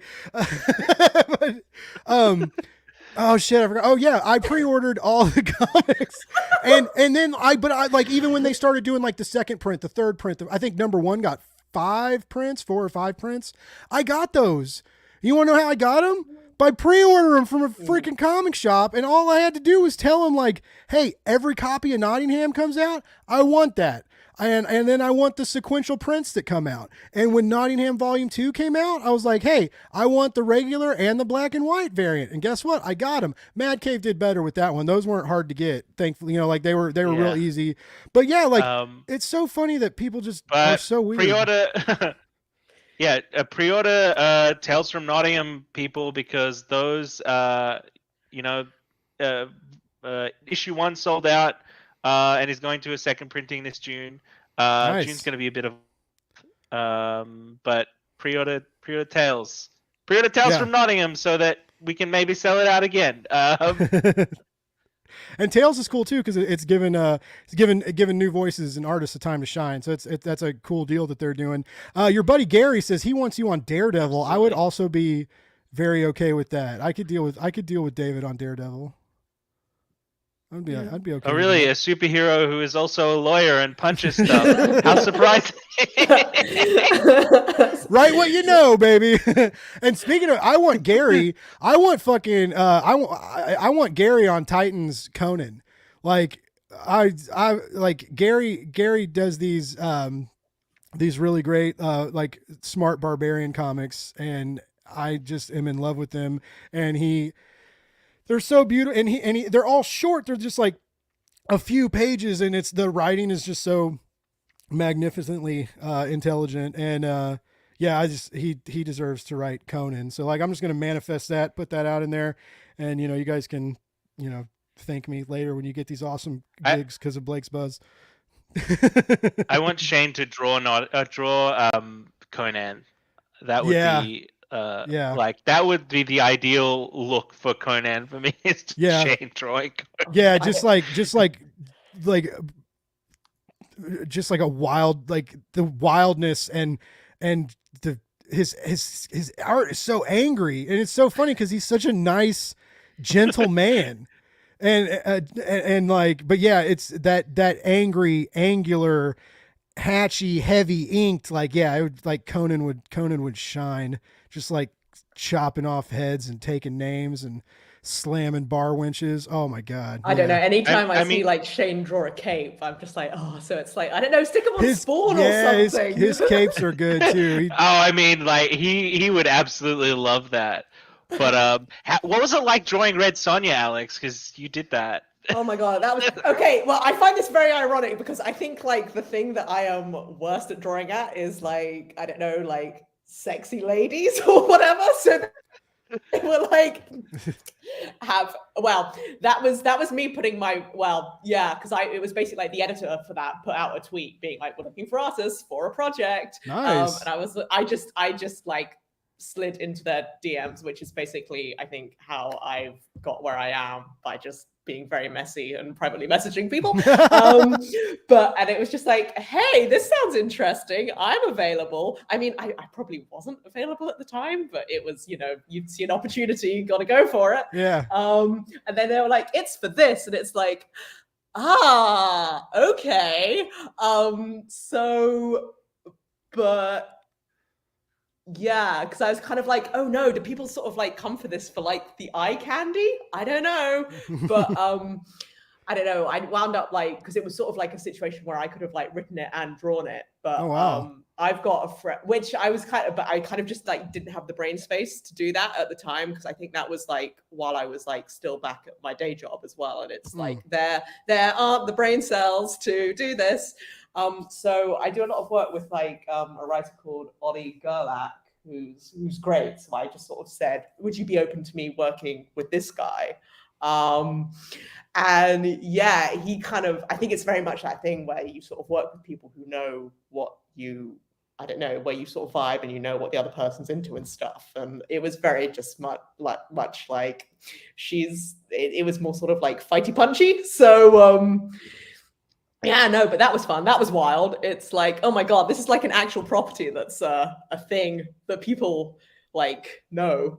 Which so yeah, that was pretty cool. And they've had some like other like amazing people sort of like on that anthology run because it was for like the black, white, and red. Yeah, black, white, and red. Yeah. Yeah, so it's just like little short stories. Nice. So yeah, it's just really interesting to see how like everyone else sort of like ran with that in their own sort of like way of doing things. I didn't realize you were doing this. I didn't realize you were working on Daniel's or doing a cover for American Dreams for the Bards. Oh yeah, that oh well, thank you, Wedgehorn? Bruce. Or Bruce. Yeah, no, because I saw their like profile picture pop up before and I was like, that wasn't the name that went with that, and I can't remember.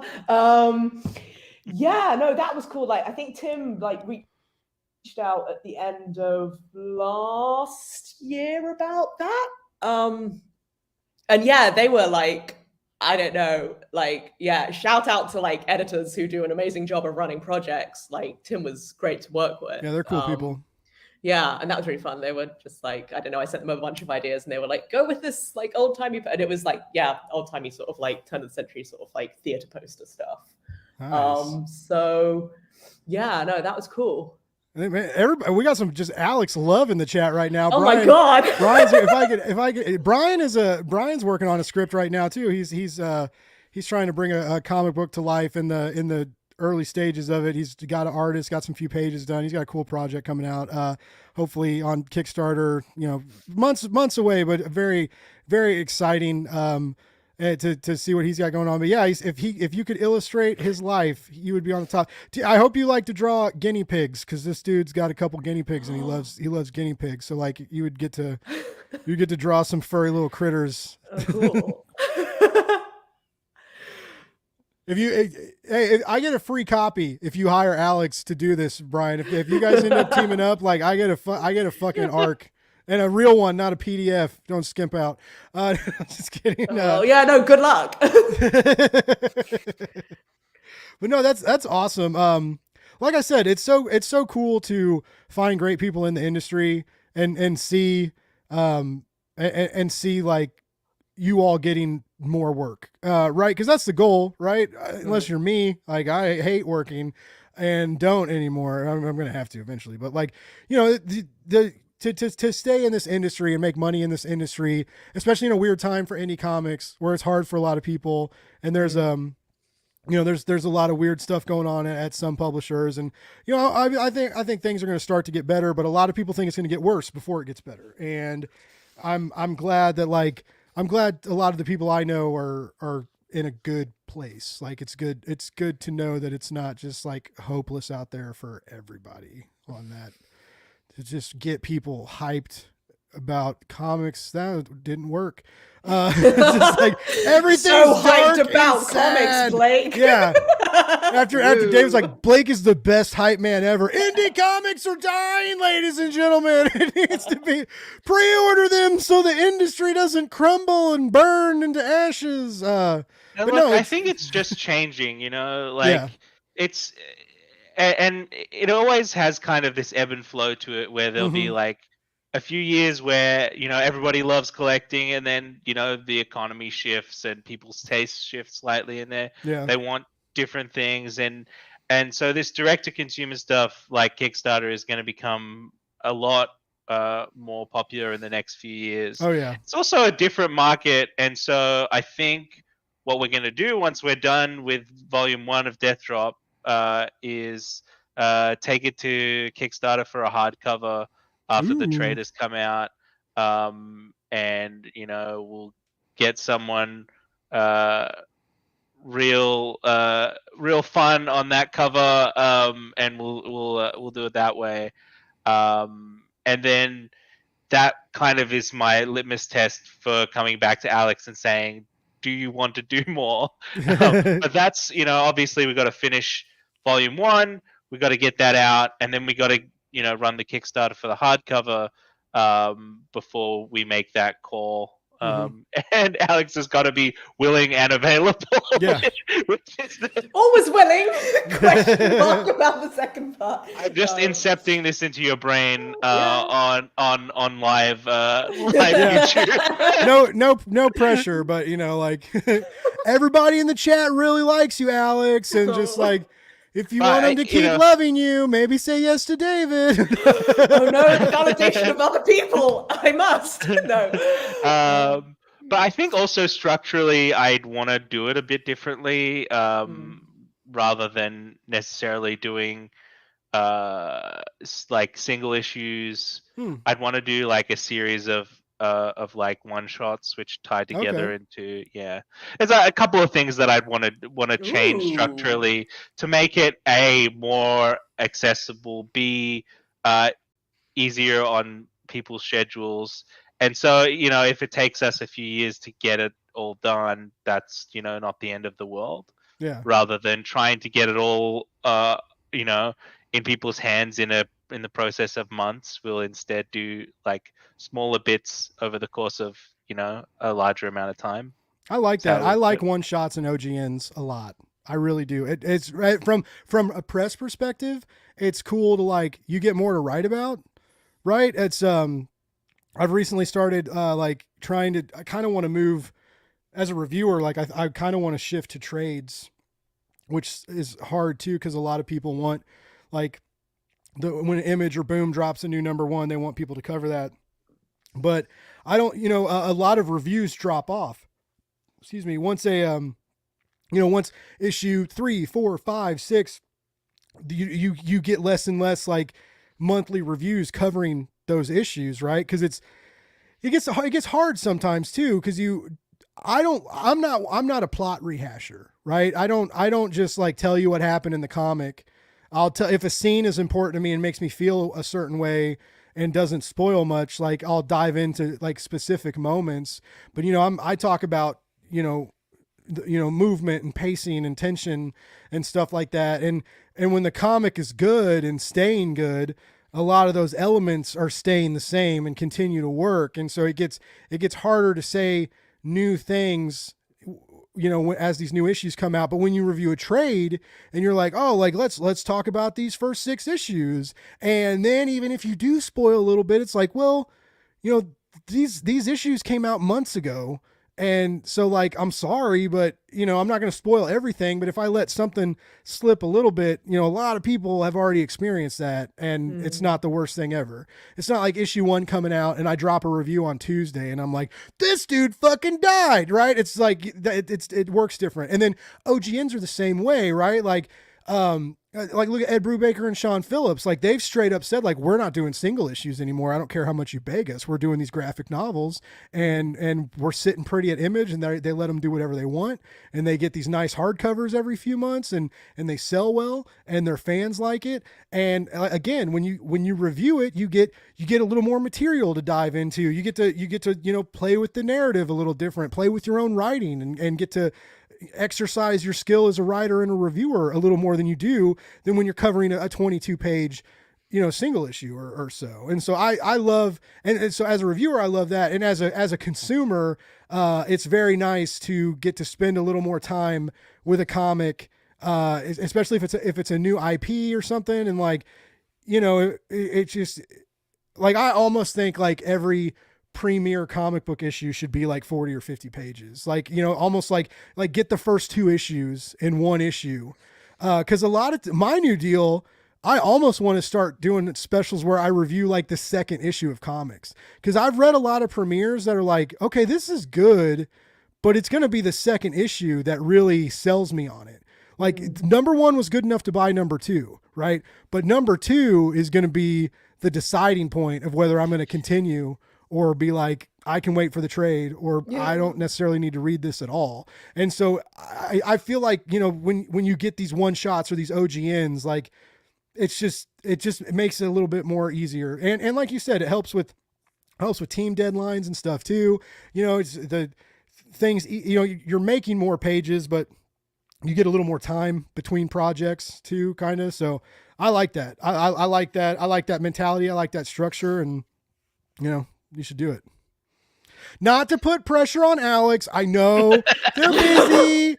I mean, I said earlier I love stress, so that is true. You did. You've you did ask you've really for it. asked for this. Yeah, you've invited Quote it. and unquote, I get off on it is what I heard earlier. On my gravestone. Yeah. But yeah, no, I mean, that's a great point about the second issues, because I guess it's very easy to like set up a load of stuff, but it's like, oh, but no, actually, what is this really about? Yeah. Because like in issue 1, it's just like you've got to introduce character. I mean, there's like a load of sort of like setting up and sort of like practical work you've got to do. Yeah. But and And again, if the second issue doesn't do it, like asking your audience, unless it's like a really big writer that can get a little bit of extra piddle fuck time out of you. But like when people that are buying a lot of comics every week, and more comics come out every week, right? And they some of them are getting more expensive. Like some of these got raised prices by $1, and then like, or like if you're paying like Kickstarter prices and stuff too, you're paying a little bit extra money for shipping and stuff. Like these things get expensive, and so like if you can't really send it home by issue 2, the likelihood of like letting the creative team get to 3 issues before you really get your teeth sunk into it and really get that big juicy bite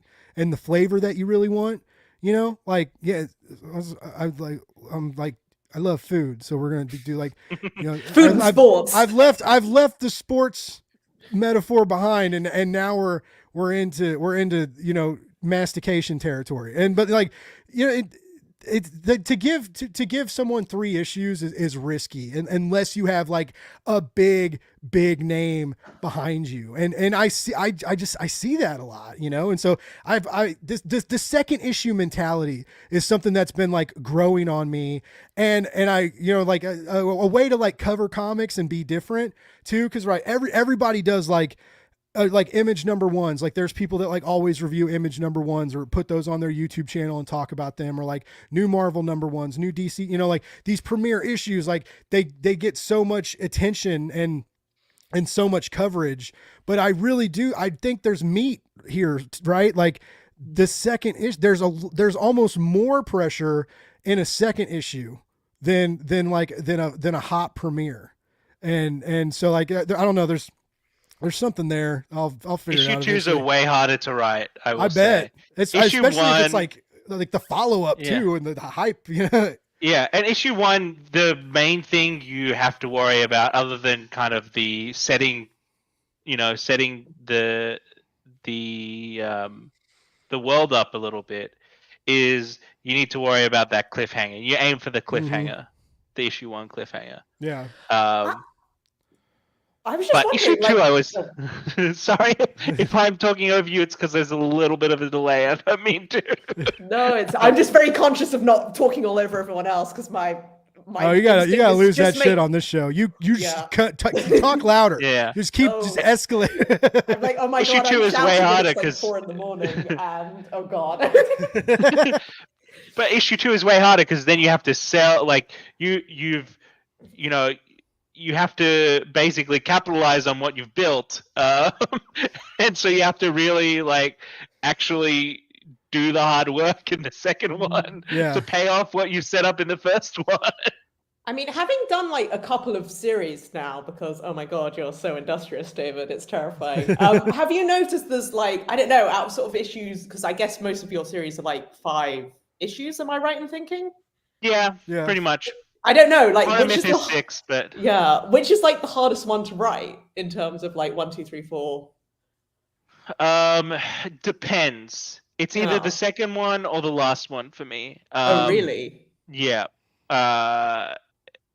Because like you really got to stress about sticking the landing sometimes. Sometimes you always knew how it was going to end, and like you have a very clear picture of what the landing looks like, and sometimes you don't.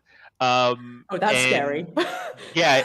I mean, like you've outlined it, but I don't know. There's something about just like actually going to script from the outline of a final issue that's like, all right, I have to tie all of these things up, satisfy people, make sure the ending feels earned, Yeah, and so this is my current predicament with Death Drop is that Oh no.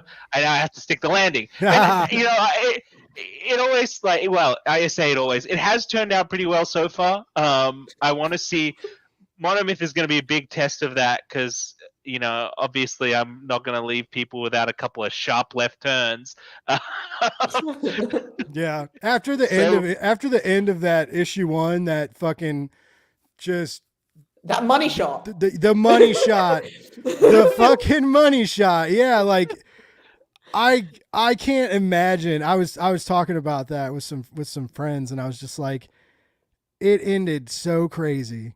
And like that's where issue 1 stops. And like just thinking of like traditional narrative structure, right? Like we are climbing the narrative arc. Like issue 3 is gonna issue 3 and 4 is where the bell curve is gonna change, right? So we got 2, maybe 3 issues of escalating drama and clusterfuckery. And like and that's so and the craziness that we end with number 1 and that image that like lives in my head rent free now, by the way, like and just like the pool of expelled things and blood and like just, it was so great. And that's all I kept thinking was just like, cause I know you and I know your stories and I have faith in you as a creator and a storyteller. And so like, I know you probably worry about shit. Cause I mean, I could goose you up all day. Right. But you still got to deal with your own stress and worrying about your own abilities and stuff. But like, that was such a strong premiere. And the only thing I'm not even worried. Like the only thing, like, I just want more. Like same with Death Drop. Like I see no way either of you could shit the bed. Honestly, I just don't see it. It's too strong. And especially having gotten to read like 3 issues of it already, like it's going so well. Like you're both so strong as creatives. Like there's you almost can't fuck it up. I know both of you are probably like, shut your mouth, you jinx artist. Like you're taking us down a dangerous path, Blake. But like at the moment, my litmus test of whether or not it's good is whether I get Lucas wonderful letter on both Monomyth and Death Drop saying nice things. So if he says nice things when he sends it back, and this is a man who I think is probably one of the top 5 letterers in the business, very quietly, and just the nicest human being as well. Oh my god, just like awesome human being. And if he says nice things, and I just got the lettering back on issue 4 of Monomyth, if he says nice things, it's good. If he says nothing, then you're like, oh. You're like, uh-oh. Diplomatic silence. Yeah. I get that. We haven't had a no comment from Lucas yet, so nice. Well, that's good. Yeah, I'm just real happy. Like it's so cool. Like Nottingham was one thing, and then but seeing you get to like wildly change gears and go like deep dark fantasy, right? And then go like and then go like drag neo noir and like these like new territories you're going and like the fearlessness of like, I'm going to tell these fucking stories and a publisher's going to get it cuz I'm fucking awesome. And like, people are going to like, I don't know, man. I feel like you're on a bullet train to fucking get people hypedville. And like, it's just cool with these new books you got coming out, man. Monomyth, I'll write a review for it soon, hopefully.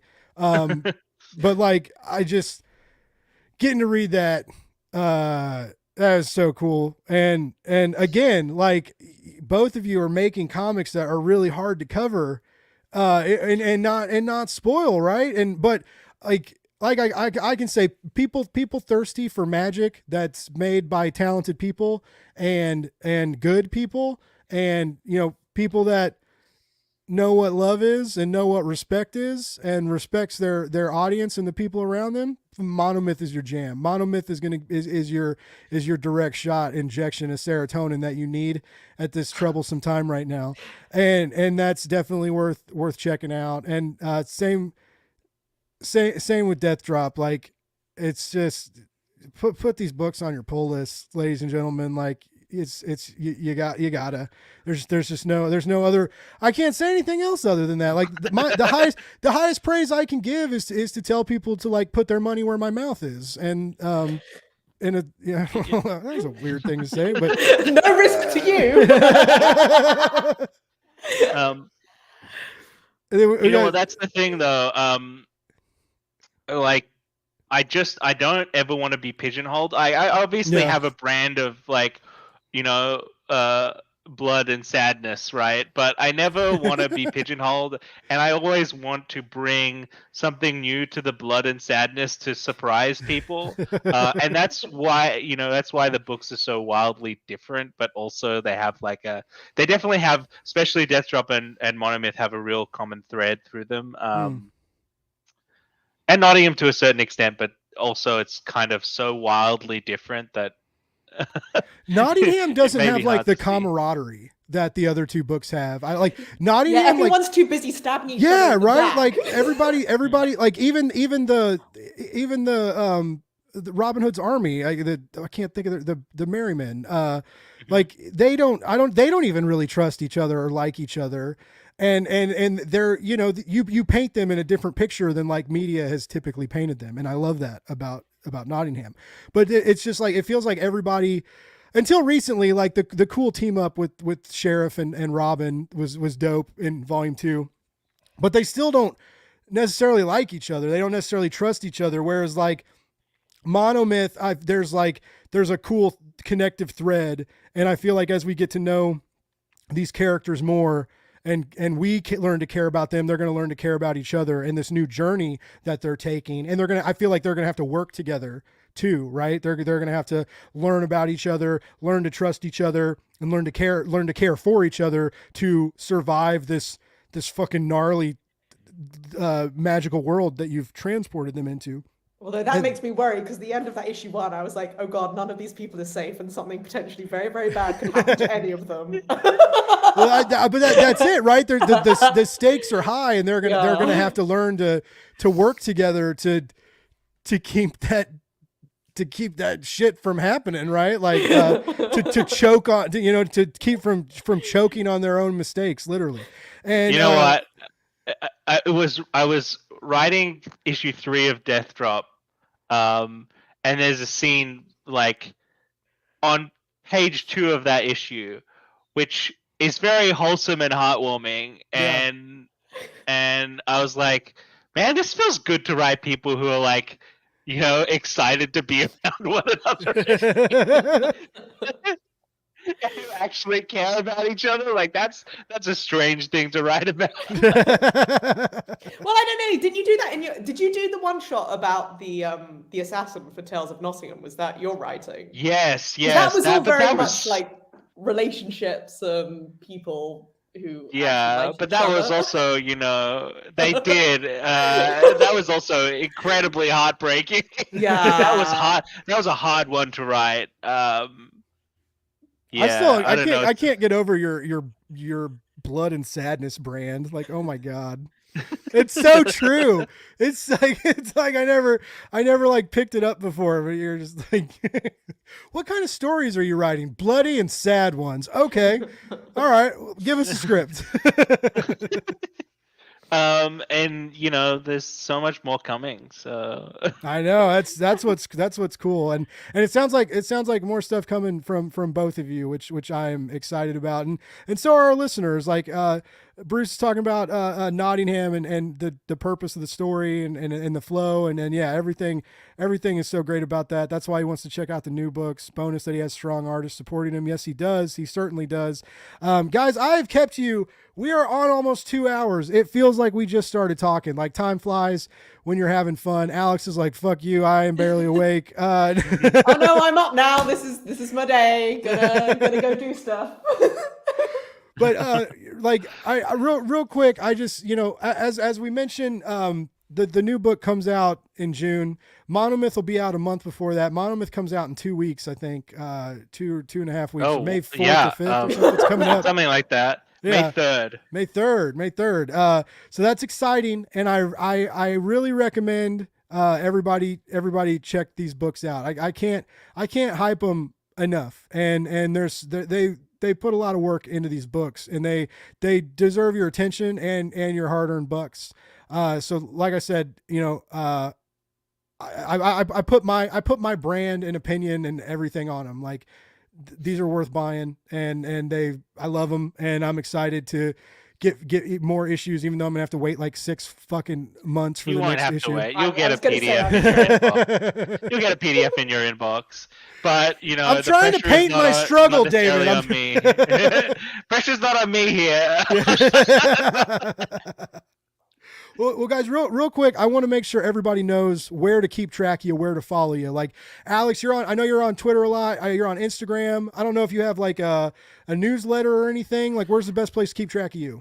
Yeah, probably Twitter while it's still going. So I'm not another Alex on Twitter. I'm Alex More Illustration on Instagram, and then I recently started up a Substack, which has been like super fun actually. It's Yeah, like, right. I love it. I love it. yeah. I don't know if I follow you. I mean, I'm gonna have to check. I that. think you do. I think. Okay. Well, I recommend you. So I hope. Oh man, if you're, I hope I follow you there. I'm a huge asshole. Yeah, and that's just alexmoreillustration.substack.com. Very cool. So- Yeah, and Substack is free to make, everybody. I know there's been some discourse about it that isn't great, but there's the bad thing about social media is there are bad people on all forms of social media, right? So it sucks, and it's like I don't want to like say it's a necessary evil and say that it doesn't matter and we shouldn't fight it, but I'm just saying like this is a part of our lives that like we've made mandatory. Like most of us need social media in our lives, whether to promote our own work or to deal with our own boredom or loneliness or whatever the fuck we're doing, right? But like Substack is a cool free place to go, and I'm really digging the notes. Like I've posted a couple reviews on there, and it's kind of it's a chill place. There's no ads. Like they don't really do ad revenue. They get revenue from like paid subscriptions and stuff. So Give it time, Blake. well, yeah, Give right. It time. After everything I said supporting it, they'll probably fuck it up tomorrow and sell it to fucking Elon Musk, and then it'll be like Titter Stack or something next, and it'll fucking ruin everything. Anyways, but yeah, it's a cool, as of at this moment, it's a cool place, and hopefully it kind of stays that way, and it does seem to be a cool place for creatives to kind of get the word out, and the extra word count is nice. And I don't know if you guys notice, like I'm a fucking talker and don't shut up, and when I start writing, it's very much the same. Like I very much appreciate the extra characters, and to get to say what I want to say, and it's a pleasure. And but anyways, next up, Mr. Man with the Plan, David Hazan, who's got a great fucking shirt on, by the way. I'd like to mention, like just looking studly to the fucking max. This guy over here, David. Where is the best place to keep track of you on these social medias? Yeah, you can find me at David T Hazan on Twitter and Instagram. And also davidhazan.com is my website. I have a defunct newsletter, which I've been meaning to go back to, but I've just been so swamped. And hopefully we'll come back around to it and maybe do a Substack instead. But I don't know if I can beat Alex's like newsletter title. I think that's fantastic. Unfortunately, I came up with that, and then I was like, "Oh no, now I've got to commit to this bit." Also, I've just realized like everything I do is just like puns. It's bad. But I don't know. Like hot off the stress is kind of like it's so good. I was like, this is very on brand. It's way better than the fucking Buzz Stack. I'll tell you that much. Like, but now I keep telling you. Instead of friend of the show, it's Blake's Buds, okay? It should be Blake's Buds. I like that. Every time you say that, I think it's Blake's Butts. And then I'm like, and then because no, that's the OnlyFans. alternate, yeah. You guys want sweaty bottom half pics? You go to blakesbutts.com and you give me money and I do weird shit for you because I have no shame. I'm kidding. That's not a real thing. There's I don't post feet pics on Maine. Anyway, oh wait, real quick, we got one more shout out to Alex for the Dungeons and Daddies cover art. Yeah. Apparently this is Alex Moore's show, and I'm just I'm sorry. David and I are just we're just the side pieces. You know what? This has been my experience with artists all around. I'm just kind of like the support person here, and they're the real stars of the show. And honestly, I'm very comfortable with that. But what would we have to draw without you? It's not what I. A lot. You'd still have a lot of stuff to draw. Yeah. I mean, I've seen it. You do. No, it's a community. That's the magic of comic books, right? Is everybody comes together to make a really cool project. And I hate when the debate starts again, of like who's better, the writers or the artists. Like everybody is coming together to do great things and make great stories for their audience and for new audience members, and like that's what's cool about it. And the community extends beyond that. The community extends to like the comic shop, the press and reviewers, to the purchasers, and like it's a really great nerdy community. And yes, there's some dark corners you can fall into and some cheese dicky assholes, but like that they're everywhere. It's Try talking Star Wars and see what happens, right? There's bad apples everywhere. But it's a lot of our community, the people that I deal with, the people that watch my show, the people that I talk to online, that follow me, that I follow, and the people that follow these two great creatives, we are very, very lucky that that you buy their comics, that you continue to put them on their pull list, that you follow them. I'm so lucky that you guys tune into my show, that some of you support me on Patreon. I can't describe like the amount of like things that I've felt that when this community had my back and came to help me. And the reason we're doing this stream right now is because a lot of people came together and helped me buy a new computer. And like, I'm so lucky and I'm so blessed, and I do like appreciate all of you, and I know these two are also good people and they appreciate their fans and audience. So like trust in me. This show wouldn't be here without you all, and a lot of these great creatives wouldn't be making these great comics without you all in the shops, pre-ordering them, buying the trades, doing all that good stuff. So like from the bottom of my heart, I appreciate our listeners and the people that have had our backs over the years, and it's just like it's a great feeling, and it's an honor to be a part of this community. It's an honor to get to talk to people like David, people like Alex, and the guests I've had on this show, and it's an honor to get to read all these comics before all you other little regular people out there. I love how that just ended with a "fuck you, peasants." Yeah. But no, it is like I'm not going anywhere. I don't feel like David's going anywhere. I don't feel like Alex is going anywhere. We're gonna be here. They're gonna be making good comics. I'm gonna be talking about them, and I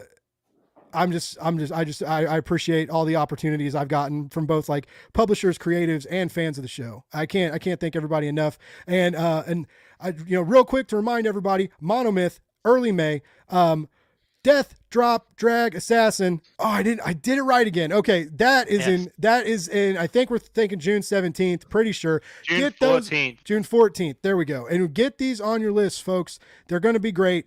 You don't want to miss them. You don't want to be that little asshole who's like mad at your comic book shop because they don't have a copy for you because you didn't pre-order it, and then you get on eBay and you got to pay $20 for that Liana cover or something. Like, don't do it. Just pre-order it. Just avoid the struggle. It's super easy.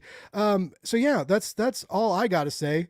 And unless either of you have anything to add, I'm just going to wish you both the best and tell you both how much I fucking love you and play the music. Gosh. Well, I don't Someone know. Thank cry. you for having us. Someone Thank you cry. I don't do emotions, so I'm far too British for that. Well, both of you, I wish you the best of luck, and I'm excited to see what people think about this issue when it drops. Again, thank you everybody for tuning into the show. It was great to have your comments, great to have your presence. These live streams are so fun. Thank you for tuning in. Thank you for fucking dealing with, being a part of Blake's Buzz and our repeat, not a repeat client, our repeat watchers, listeners. Return guests. My return guests and audience. I appreciate you. Please remember, folks, like the shirt that sexy David Hazan is wearing right now, love more, hate less, read comics, and also pre-order them too, because it helps everybody. We'll be back next week with somebody. I'm not sure who's going to be here next week. It's not really decided yet. And other than that, I'm going to go hang out with my dog and wish him an early happy birthday. And I just love everybody. That's it. That's all I got. Have a great night.